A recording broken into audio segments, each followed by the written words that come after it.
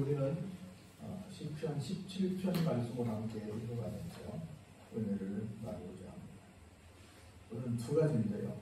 한 가지는 하나님 앞에 정직한 삶을 사는 것, 그런 사람이 드릴 수 있는 기도가 어떤 것인지에 대한 얘기를 잠깐 해보려고 하고요. 두 번째는 그렇게 되면 하나님께서 어떤 것으로 우리에게 보상해 주시는가, 보상이라는 말은 좀 그렇긴 한데 어떤 은혜를 주시는가를 생각해 보는 시간이 되도록 하겠습니다. 여러분 잘 아시는 철학자 소크라테스가 이런 말을 했어요. 항상 그 작은 방에 사는 걸 좋아했다고 합니다.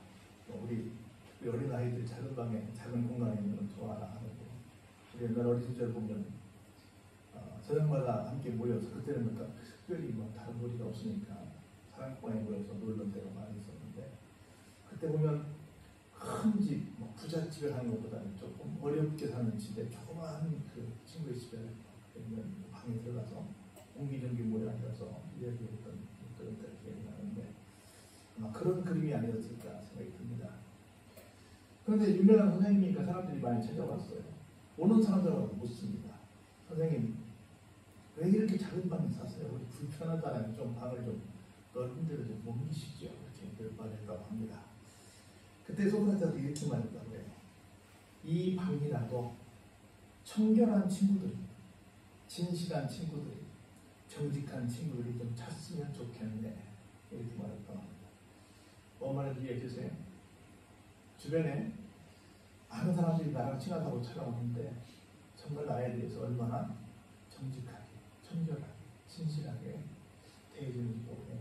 적어도 이 방만큼이라도 좀 그런 친구들이 왔으면 좋겠는데, 사람들은 많이 오긴 오는데 이 방도 그런 사람들도 채우기가 참 어렵다네. 그런 얘기를 했어요. 저도 똑같은 고백을 하는데, 제가 옛날 처음 여기 부임했을 때는요, 우리 교회는 작다 그랬어요. 작은 교회의 목표하는 목사가 그런 얘기예요. 제가 그 말을 상당히 오래전부터 완전히 뺐어요. 그냥 우리가 꽉 차본 적이 없는 것 같아요. 건물은 다른 교회에 비해서 작을지 모르겠지만 여기 꽉 차지 않으니까 이 교회는 작은 교회가 아니다. 여러분, 이 교회가 작은 교회입니까? 작은 교회라고 하는 것은 사람들이 꽉 차서 앉을 수 없을 때 작은 교회라고 하는 것이지, 단순히 그냥 다른 큰 교회 다니는 그런 건물에 비해서, 그런 교회에 비해서 규모가 작다고 작은 건 아니다. 생각이 다르다. 이렇게 생각을 해봤습니다. 여러분들 그 도산 안창호 선생 아시죠? 오래전 도산이었는데, 아마 근세기에 한국을 대표할 만한 인물 중에 아마 도산 안창호 선생을 빼놓을 수 없을 것이다 하는 생각이 들고 합니다. 잘 아시는 것처럼 애국자고, 교육자고, 개혁가고, 특별히 우리 신앙의 인물로 잘 알려진 그런 훌륭한 사람이죠. 그래서 이 사람이 얼마나 공부를 많이 했기에, 얼마나 대단한 학벌을 가졌기에 그렇게 훌륭한 인물로 사람들이 추앙하고 있는가, 많은 사람들이 궁금해하고 있습니다. 여러분들도 아세요? 최근에 알려진 바에 의하면요, 그는 외국 유학을 한 적도 없고요, 국내에 우리 알아보는 스카이라트 같은 유명한 명문 대학교를 졸업한 이력도 없습니다. 그는 서울의 언더우드 선교사가 세운 중학교 2학년 중퇴자로 학위를 탈락합니다. 그가 어느 날 이력서를 쓰게 됐는데, 특기와 취미수라고 그러잖아요. 특기가 뭡니까? 그랬더니 나는 배에 노를 젓는 것이 제일 첫 번째 특기입니다. 했다고 다 했으니까. 두 번째는 청소하는 게 특기입니다. 우리 일반은 특기하면 뭐라고 그래요? 나는 피아노를 잘 치고, 나는 뭐라고 이렇게 하는데, 그냥 특별하게 자기의 특기를 얘기했어요. 나는 배에 노를 젓는 걸 잘하고 청소를 하는 걸 잘합니다. 그게 내 특기입니다. 여러분, 이력서 쓰는 사람이 청소 잘하는 없는 사람 봤어요? 청소부에 취직하는 것도 아니고, 저하고 비슷한 것 같아요. 청소를 잘하는 사람인데. 그래서 안 선생은 아주 청소하는데 굉장히 천재였다고 합니다. 한번 미국에 가서 한 저택에서 청소하는 게 맡았다고 해요. 한 시간에 1달러를 받고 청소를 하게 되었는데, 청소를 하는데 사람들이 손이 닿지 않는 구석까지 하는 걸 보면서 집주인이 베란다에서 이렇게 보는 거예요. 어떤 저도 중국 왔는데 청소를 한다는데 어떻게 하는 거죠? 일부러 감시하는 건 아닌데, 언뜻 이렇게 보니까 청소하는 모습이 보였는데 일반적으로 그냥 이렇게 눈에 보이는 것들만 정리하고 청소하는 것이 보통 사람들일 텐데 그냥 눈에 보이지 않는 것까지 구석구석 하더라고요. 마치 군대는 말하면 정오 시간에 꽉 정오 시간에 와서 정오 취하는 상관에 와서 이상한 데만 골라가지고 멀리 나왔다고 하는 거죠. 그런 데만 골라서 하는 거예요. 얼마나 성실하게 하는지 몰랐습니다. 그래서 물었습니다. 도대체 당신은 동양에서 온 것 같은데 어느 나라에서 왔어? 그랬더니 저는 한국에서 왔습니다. 그랬더니 내가 1달러를 주기로 했는데 내가 50센트 더 주겠다. 1.5달러를 주겠다. 그래서 돈을 더 받았고 집주인과 헤어질 때 이렇게 집주인 말이라고 합니다.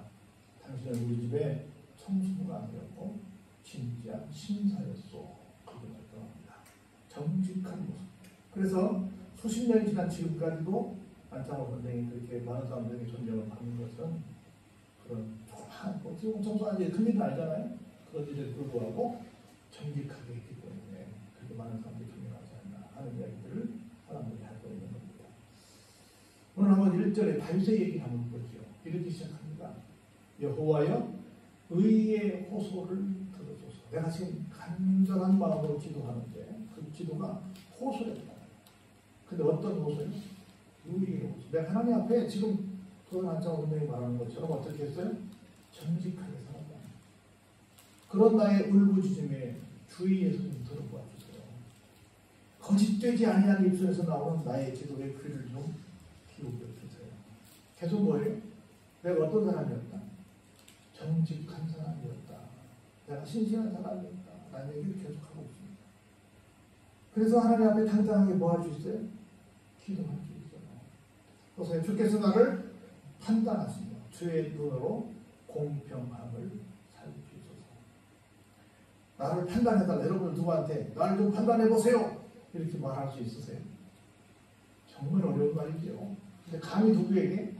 하나님께 나를 좀 판단해주세요. 주의 눈으로 나를 좀 공평하게 좀 도와주세요. 얼마나 대단한 일이에요. 보세요. 주께서 내 마음을 시험하시고 밤에 내게 오셔서 나를 감찰하셨으나 뭘 보셨어요? 흠을 찾지 못하였습니다. 흠을 찾지 못하였습니다. 근데 보세요. 그 다음 말이 굉장히 중요합니다. 같이 한번 읽어볼까요? 내가 결심하고 입으로 범죄하지 아니하리. 이게 무슨 말일까? 밤중에 나를 와서 감찰했는데 나에게 흠을 찾지 못하셨다. 그래서 나는 결심했다. 내 입으로 범죄하지 않겠다. 이게 무슨 말일까? 이렇게 해서 배우면 쉽습니다. 여러분들 사람이 말이 많아질 때가 언제냐면 제가 볼 때는 여러 가지 경우의 수가 있지만 특별히 억울할 때 나 그런 일이 없어. 근데 나는 그렇다고 해. 그럼 어때요? 억울하잖아. 억울하면 가만히 있어요. 막 가서 어디가 상변해요? 내가 잘못했으면 가만히 있지만 내가 억울하면 가서 막 말을 하잖아요. 근데 보세요. 하나님께서 나를 보실 때 나에게 흠이 있었어요? 없었어요? 없었어요. 그런데 지금 다윗은 삶의 자리가 좀 편해요? 어려워요? 어려워요. 그러면 우리 일반적으로 생각할 때 내가 하나님 앞에 의로운 사람인데 하나님 앞에 내가 정말 하나님이 나를 봐도 흠을 못 찾는 사람인데 내가 이렇게 어려우니까 내가 하나님 이럴 수 있으니까 왜 내가 이렇게 어려워져야 됩니까? 라고 막 얘기할 수 있어요? 할 수 있어요. 그렇게 할 수 있는데 그게 뭐예요? 그렇게 하면 하나님의 뜻을 모르고 기다리지 못하는, 인내하지 못하는 결국 뭐 하는 결과가 와요? 죄를 지는 결과가 오는 거야. 그래서 나는 뭐 하겠다? 내가 지금 비록 억울하고 내 상황이 이해가 안 되고 답답하지만 그래도 내가 입을 벌려서 뭐 하지 않겠다? 하나님 앞에 범죄하지 않겠다. 이건 진짜 일반인들로서는 정말 생각하기 어려운 겁니다. 우리는 내가 뭐 식사하고 막 뭐라 그러지. 왜 내가 당당하니까. 내가 억울하니까. 그런데 다윗은 할 말이 너무 많습니다만은 그래도 나는 범죄하지 않겠습니다. 이 한 구절에 얼마나 큰 은혜를 받는 거야. 난 아무 흠이 없는데 말이야. 내가 왜 어려운 일을 당해야 되노? 그래도 나는 말하지 않겠다. 그래도 뭔가 하나님 뜻이 계시겠지. 하나님께서 뭔가 하시고자 하시는 일이 계시겠지. 라고 생각하고 기다리는 거야. 근데 우리는 조금만 억울하면 어떡해요? 막 가서 따지고 막 가서 막 여단합니다. 보세요. 사람의 행사로 논하면 나는 주의 입술의 말씀을 따라 스스로 삼가서 포악한 자의 길을 가지 아니했습니다. 일반적으로 사람들이라고 한다면요, 나처럼 억울한 일을 당하면 말입니다, 가서 내가 막 포악한 자의 길을 갈 겁니다 라고 똑같이 눈에는 눈, 이에는 이로 해서 나 같으면 막 가서 막 그렇게 했을 거예요. 왜? 내가 억울하니까, 내가 그냥 일방적으로 당했으니까 그렇게 말하는 거예요. 그런데 그런 사람의 일반적인 사람들은 그렇게 했겠지만 나는 어떻게 스스로 어떻게 했어요? 삼가했어요. 내 마음 같아서는. 그리고 미안하지만 다윗이 싸움을 잘해요 못해요? 잘해요. 누구를 이긴 사람인데? 골리앗을 이긴 사람이에요. 누구도 때려잡았어요? 뭐도? 사자도 때려잡았어요. 그런데 내 성격으로 내가 억울한 일 당했잖아요. 근데 내가 싸움 못하는 것도 아니야. 싸움도 잘해. 그래도 어때요? 스스로 삼가서 누구의 길을 가지 않아요? 보복하는 포악한 자의 길을 가지 않아요. 내가 그냥 힘이 없어서 막고 있는 게 아니라는 거야. 내가 힘이 없어서 도망다니는 게 아니라는 거야. 왜? 우리가 뭐니까? 성도니까. 하나님의 뜻을 뭔가 좀 기다리는 사람들이니까. 근데 우리는 막 같이 막 해야 돼요. 여러분들, 제가 그새 아주 참 슬픈 얘기, 기쁜 얘기를 들었어요. 제가 뭐 이게 녹화가 되니까 얘기는 할 수 없고요. 어느 그 본향의 어느 한 교회가 이런 일이 있었대요. 어떤 남자분이 교회를 나오더래. 한 달을 가고 두 달을 가는데도 등록을 안 하더래. 한 6개월쯤 나오더니 7개월 때부터는 새벽 예배도 나오더래. 그다음 9개월쯤 됐더니 목사님 새벽 예배 끝나는데 저희 집에 잠깐 오시죠 그러더래. 아니 당신 교회 등록도 안 했고 당신 집에 어딘지도 모르는데요? 저희 따라오시면 됩니다. 그래요? 갑시다. 뭐 성도가 신방하자는 거 아니야? 가야지. 갔더니 고향에 어느 여관을 운영하는 분이라는 거라. 그러더니 앉자마자 목사님 저한테 땅이 두 군데 조금 있는데요. 저 인제 양쪽 쪽에 한 30만 평이 있고 여기 당진에 현대제철한테 땅이 몇만 평이 있습니다. 목사님 원하시는 땅 가지세요. 그렇게 한 거야. 뭔 소리야? 9개월 동안 등록도 안 하고 왔다 갔다 하다가 갑자기 9개월 만에 날 집에 올라오더니 그거 가져가라거든요. 그래서 자기가 목사님께서 자기가 꼬시고 봤대. 현실인지 그냥 말이지 저진당한 사람인지 이게 내가 좀 꿈을 꾸고 있는지 몰라가지고 자기 그걸 꼬시고 봤다네. 그리고 예 하고 집에 왔대요. 그럼 이상해가지고 그냥 말이지 정신적으로 문제가 있는 사람 같지 않은데 이게 뭔 얘기일까 해가지고 자기 장로님을 모시고 다시 아침밥 먹고 다시 갔대. 그래가지고 아까 한 말씀이 뭡니까? 저 혼자 듣기는 좀 잘 이해가 안 돼서 우리 여기 대표를 모시고 왔습니다. 그랬더니 똑같은 얘기를 하는 거예요. 내가 여기 땅이 있고 저기 땅이 있는데 하나를 가져가세요. 그러더라는 거예요. 그래서 진짜 그냥 만도 갑자기 검져가지고 뭔 소리예요? 그랬단 말이에요. 그러고 있다가 두 번째는 이제 자기네 교회 법무사가 있었어. 법무사가 들어가다 보니까 그 직원을 대보시고 그러니까 진짜 그 직원이 있고 그 직원의 인자가 그냥 나는 거야. 그래서 부랴부랴 그 땅을 정리해가지고 돈을 모아서 복지원을 세웠어요. 그런데 그 양반이 그런 얘기를 해. 내가 사실은 같은 교단에 어느 교회를 갔었습니다. 제가 얘기는 할 수 없어요. 근데 가서 보니까 교회가 맨날 싸우고 냉랭하더라고요. 그래가지고 자기가 서울에서 그 교단에 교회를 다녔기 때문에 그 교단 찾아갔는데 그러고 있어가지고 그냥 나와서 우리 장로교가 없나 하고 찾다 보니까 그 장로교 교회를 가는 거예요. 그래서 그냥 정말 뭐 여기 연구도 없는데 그냥 서울에 있는 사람인데 와서 있다가 거기 거금을 주셔서 복지관을 세우는데 큰 일을 하는 거예요. 그러니까 우리가 어떻게 할 거냐. 사람의 논리로 생각할 때는 정말 말이 안 돼요. 근데 그 목사님도 지금 얘기하는 그 복지관을 세우고 있는 그 목사님도 여러 가지 소리를 많이 들어요. 여러 가지 소리를 많이 듣습니다. 제가 얘기 다 못하는데. 근데 그러든지 어쩌든지 그냥 묵묵히 주의 일만 해요. 생각지 않게 그렇게 가는 거예요. 우리가 하나님의 뜻을 바라보고 그냥 가면 이따가 이게 결론이라고 했지만 신기한 일이 생긴다는 거예요. 신기한. 자 볼까요? 나의 걸음이 주의 길을 굳게 지키고 어떻게 하지 않을까? 실족하지 않아요. 왜 우리가 굳게 지키지 못하고 실족해요? 네? 왜 그럴까요? 흥분합니다. 내가 옳다고 생각하지 해서 막 그 억울함을 못 참으니까. 옳다고 생각하고 억울함을 못 참으니까 결국은 어떻게 돼요? 실족하게 돼요. 보세요. 하나님이여 내게 응답하시겠으므로 내가 불렀사오니 내게 기울여 내 말을 들으소서. 보세요. 하나님은 어떤 분이시로 어떤 분으로 인정해요? 내 기도에 응답하시는 분이시다. 내 기도에 귀를 기울여 주시는 분이시다. 생각해 보세요. 지금 다윗은 지금 제가 억울한 일을 다 하고 있단 말이죠. 억울한 일을 다 하고 있는데 이런 말 할 마음이 들겠어요? 하나님 내 말씀에 내가 드리는 말씀을 안 들으시나? 귀를 기울이시지 않으시나? 응답하지 않으시나? 하고 점점점 뭐 해가요? 실망해가지고. 그리고 안 들으시는 분으로 생각하죠. 그래서 여러분 제가 내가 그 말씀 드렸죠. 성경은 이런 책이에요. 한번 해볼까요? 신앙 고백의 책. 여러분 신앙 고백이 뭔지 아세요? 성경 66권을 사도들이 볼 때 이걸 다 한 번에 나는 하나님을 예수님을 성령님을 이렇게 믿습니다 라고 하는 말을 하니까 너무 방대해. 그래가지고 66권을 줄여서 이 내용을 고백하면 성경 66권 모두를 믿는 것이다 라고 만든 것이 사도신경이야. 사도, 신경이란 말이에요.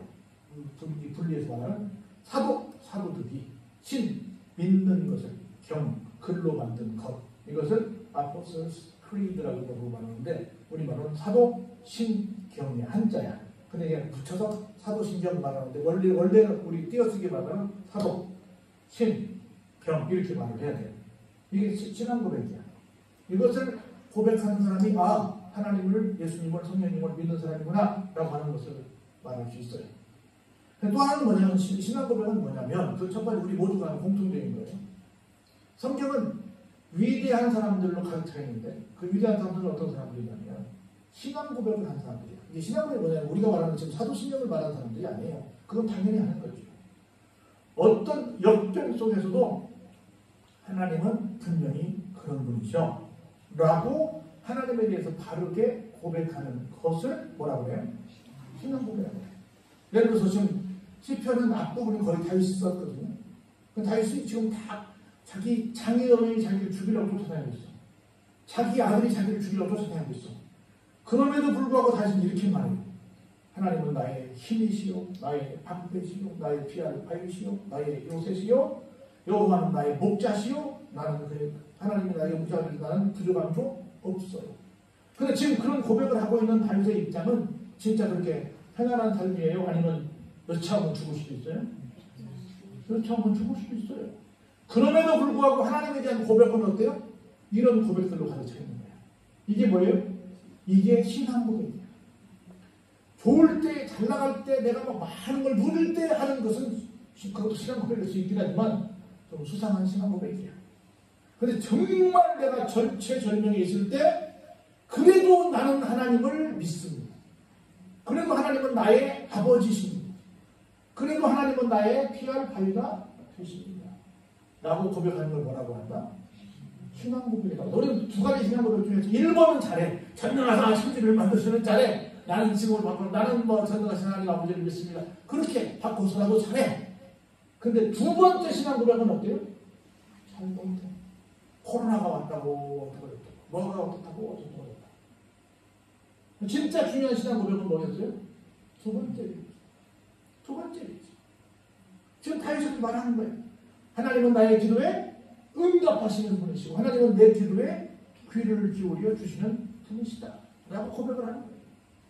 그럼 벌써 10절에 죽게 피하는 자들을 그 일어나 치는 자들에게서 오른손으로 구원하시는 주여. 같이 보실까요?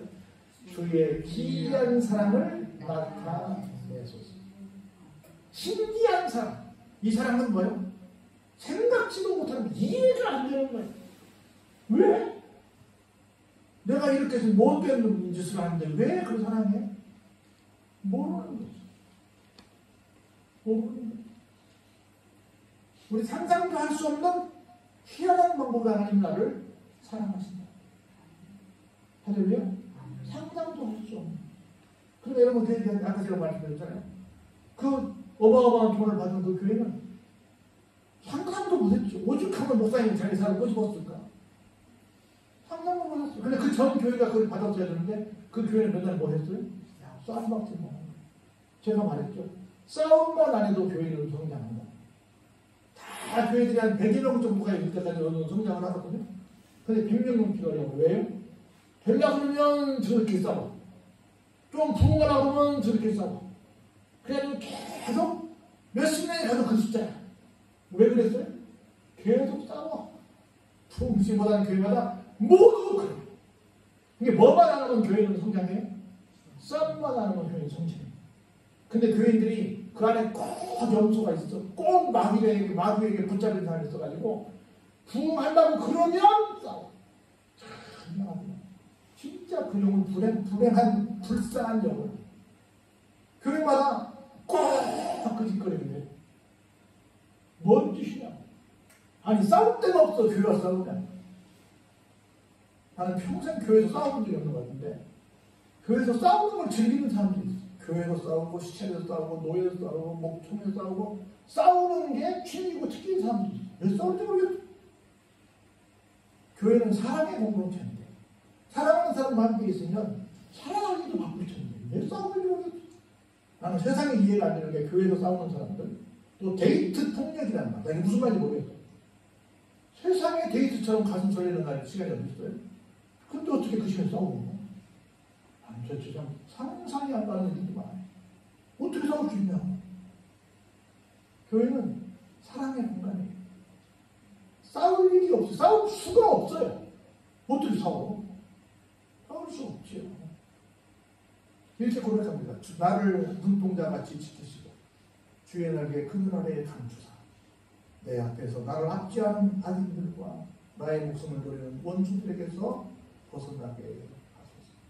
보세요. 원수들이 어떤 존재들인지. 그들의 마음은 기름에 잠겼으며 그들의 입은 교만하게 말하나요. 원수들이 어때요? 그들의 마음이 기름에 잠겼다는 건 뭐예요? 부자가 잘 된다는 거지. 그러니까 보이는 것이 없으니까 어때요? 말마다 교만하다는 거지. 여러분들 뭐 언젠가 어떤 정치인이 그림 할 때요. 일반 국민들 뭐에 비유했어요? 개, 돼지에 비유했잖아요. 배는 게 없는 거지. 배는 게 없는 거지. 이 나라의 주인이 누구인데요? 국민입니다. 국민의 일을 뭘로 하나요? 독재자들이 그랬잖아요. 어느 한 도시에서 데모합니다. 야, 그 한 도시 쓸어버려. 그래 그랬잖아요. 얼마나 끔찍한 일들이 생겨요. 이런 일들이 얼마나 많아요? 이런 모습을 보여야 됩니다. 이제 우리가 걸어가는 것을 그들이 애워싸고서 노려보고 땅에 넘어뜨리려 합니다. 그런 그 움킨 것을 찌질이하는 사자 같으며 은밀한 곳에 엎드린 젊은 사자처럼 보입니다. 보세요. 여호와여 일어나 그를 대항하여 뭐하시고 넘어뜨리시오. 주의 칼로 악인에게서 나의 영혼을 구원하소서. 지금 우리가 볼 때는 막 세상에 힘을 가진 사람들이 어마어마하게 가는 것처럼 보입니다. 나는 절대로 그들을 못 이길 것처럼 느껴지기도 합니다. 그런데 누가 함께 하시면? 하나님 함께 하시면 아무것도 안 해요. 너무 지금 세상 사람들 보니까 무서워서 공포에 떨고 있어요. 앞으로 뭐 이런 정권이 오면 저런 세상이 오면 벌벌벌 떨고 있는 거예요. 요즘 제가 여러 사람 얘기 들어보면 한마디로 보는 거, 이 한마디로 보라고 하시면 벌벌 떨고 있는 거예요. 그것도 믿음의 사람들이 막 벌벌 떨고 있어요. 왜 떨고 있을까요? 그 속에 뭐가 없으니까? 하나님을 믿는 믿음이 없습니다. 어떤 세상이 와도 괜찮아요. 누가 계십니까? 하나님이 계십니다. 그래야지 막 굶어 죽을까봐 뭐 어떤 정권이 올까봐 북한이 뭐 어떻게 할까봐 중국이 뭐 어떻게 할까봐 얼마나 막 벌벌벌 떨고 있는지 모르겠어요. 이 귀한 황금 같은 시간에 맨날 떨고만 있어. 그런데 무서워서 벌벌벌 떨고 있어. 이게 이 사람들 믿음이 있는 사람인지 없는 사람인지 난 알 수가 없어요. 여러분 보세요. 여호와여 이 세상에 살아있는 동안 그들의 분깃을 받은 사람들에 대해서 주의 손으로 나를 구하소서. 자, 그들의 좋은 말이 아니에요. 자기들이 실컷 자기들이 그걸 착복하는 거야. 보세요. 그들은 주의 제물로 배를 채우고 자녀로 만족하고 그들의 남은 삶을 그들의 어린아이들에게 물려주는 자입니다. 무슨 말이에요? 여기 다 환경은 예수를 믿지 않는, 기본적으로 예수를 믿는 사람처럼 보이는 사람들이 하나님을 믿는 사람처럼 보이는 사람들입니다. 하나님을 믿는다는 이름하에 뭐 했다고요? 배를 채우고 만족하고 의식하고 심지어 어때요? 다 물려주기까지. 오늘날 우리는 뭐 해요? 세습하는 거예요. 그러고 있다는 거예요. 그래서 자기들끼리는 대대손손 잘 먹고 잘 사는 것으로 그렇게 만족하고 있는데 다윗은 마지막 이런 생각을 합니다. 같이 한번 볼까요? 나는 의로운 중에 주의 얼굴을 배우리니 주의 형상으로 만족하리이다. 아멘. 저들은 내가 돈을 많이 벌었고 내가 막 엄청난 내가 노력해서 분깃을 많이 얻었고 그리고 대대손손 막 물려주고 굉장한 막 자랑을 하면서 사는 사람들로서 그것이 만족이라고 말하지만 나는 그러지 않겠습니다. 나는 어떻게 하겠다? 내가 설사 도망자가 되고 쫄당하고 죽임을 당한다 할지라도 난 어디에 있겠다? 의로운 중에 있겠다. 하나님을 믿는 믿음 가운데 있겠다. 그래서 내가 마지막 뗄 때 죽었다가 부활할 때에 뭘로? 주님 만나는 것으로 난 만족하겠다. 응? 사랑하는 주님이 나의 신랑이 되시잖아요. 나는 신부가잖아. 사랑하는 이를 내가 만나는 것으로 나는 만족하겠다. 그래서 오늘날 성도들에게 이렇게 사십시오. 그러면 아멘할 사람이 얼마나 있을까요? 뭐 어느 교회 목사님 이런 설교를 했더라고요. 교회 건축하는데 여러분들 우리 각자 살고 있는 집 중에서 한 평씩만 집을 좀 줄입시다. 30평에 사시는 분들은 29평으로 가시고 20평에 사시는 분들은 15평으로 가시고 한 평씩만 줄여서 건축을 공부하시면 여러분들 우리 교회 충분히 지을 수 있습니다. 한 평씩만 냅시다.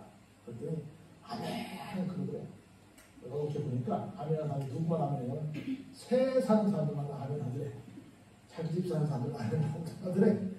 뭐 새빵 사는 거 어디서 한 평을 좋아할 수 있지. 그랬다고 그래요. 그 한 평 치르는 게 너무 어려워서 아멘. 옛날 제가 서울에 이영만 집사님이라고 사람들이 아는 분 같은데 그분이 어느 교회 등록했는데 가자마자 그 건축을 그래. 말고 우리 주차장만큼만 해서 건물가 돼요. 주차장만큼 건물했다고 얘기했구만. 그 서울이니까 싸지 않거든요. 뭐 작지 않거든요. 하여튼 내가 주님 앞에 어떻게 할 것인가. 우리 뭐 교회 처음에 개척하고 하는 그런 얘기 했잖아요. 내가 앉는 의자는 의자값 하나는 내가 없는 말이에요. 이런 거 하잖아요. 그래서 나눠서 교회를 꾸미고 그러잖아요. 나는 어떻게 할 것인가. 나는 뭐에 만족할 것인가. 사람들은 계속해서 나와 내 자손들만 위해서 뭔가를 하고 있는 것은 아닙니다. 제가 여러 번 그런 얘기하는데 어떤 사람 참 사랑이 많아 이렇게 말해요. 너무너무 좋은 사랑이 넘치는 할머니고 어머니고 아버지고 그래 할아버지고 그래 이렇게 말해요. 그럼 자세히 보면 자기 식구한테만 자기 자식한테만 자기 손주한테만 그런 사람들이 교회 안에 적지 않죠. 그렇죠? 교회는 아니고 자기 식구한테. 그건 사랑이, 그것도 사랑은 사랑이겠죠. 하나님 보시기에는 그걸 사랑이라고 말할 수 있을까? 여기 다윗은 말합니다. 설사 아무것도 없을지라도 주님의 얼굴이면 됩니다. 주님이면 됩니다. 라고 기도를 합니다. 그런 사람에게 하나님께서 어떤 은혜를 주신다? 기이한 사랑을 함께 하십니다. 할렐루야. 기이한 사랑을 함께 하십니다. 여러분 위대한 과학자 아인슈타인의 얘기를 하고 제가 봤습니다. 이 사람은 젊은 날에는 교회를 안 다녔어요. 노년에 가서 교회를 다녔는데요. 그런 이런 말을 했습니다. 나는 평소에 특별히 젊었을 때 교회를 경멸했습니다. 교회를 무시했습니다. 그러나 내 조국 독일이 옮겨졌을 때 나치의 핍박 아래 있었을 때 내가 경멸하고 무시했던 교회는 우리 민족의 유일한 소망이었고 사람들의 안식처였습니다. 그리고 내가 나이를 먹어가면서 내 노후에 인생의 석양역에 나는 교회 이외에 내 영혼의 위로를 경험할 수 있는 장소를 찾지 못했습니다. 그래서 나는 이제 교회로 다시 돌아갑니다. 이런 말을 했어요. 다 해보니 얼마나 우리 유명한 과학자예요? 뭐가 중요하더라? 주님이 제일 중요하더라. 나만 고백하는 아주 유명한 과학자의 고백입니다. 우리 이어령 박사 원양 출신도 그랬잖아요. 지성에서 영성으로 그랬잖아요. 해보니 주님 만나는 게 제일 중요하더라. 내가 뭐 장관이 되고 뭐가 되고가 아니라 뭐가 중요하더라? 주님 만나는 게 중요하더라. 이런 고백을 통해서 정말 기이한 사랑을 체험하시는 여러분들 주의 이름으로 축원합니다.